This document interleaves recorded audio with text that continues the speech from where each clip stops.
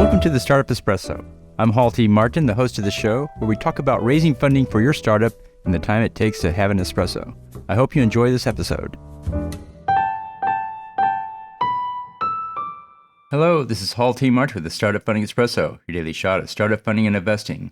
The ambiguity effect is a bias defined by Wikipedia as a tendency to avoid options for which the probability of a favorable outcome is unknown. Startups are risky and make proposals about the outcome of their deal. Investors avoid engaging with startups when they do not have confidence about the proposed outcome. Startups should make clear what is currently known about the business and the potential prospects of the deal. By clarifying the risks associated with the deal, the startup makes it easier for investors to evaluate it. For each risk in the deal, the startup should identify it and make clear how they will mitigate it.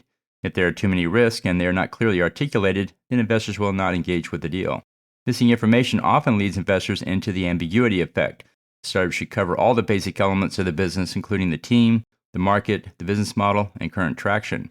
Startups pitching their deal must convince the investor that the proposed outcome is certain to happen. Thank you for joining us for the Startup Funding Espresso, where we help startups and investors connect for funding. Let's go start us into the day.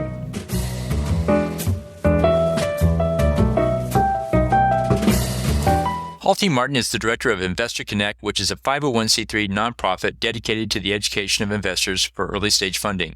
All opinions expressed by Hall and podcast guests are solely their own opinions and do not reflect the opinion of Investor Connect.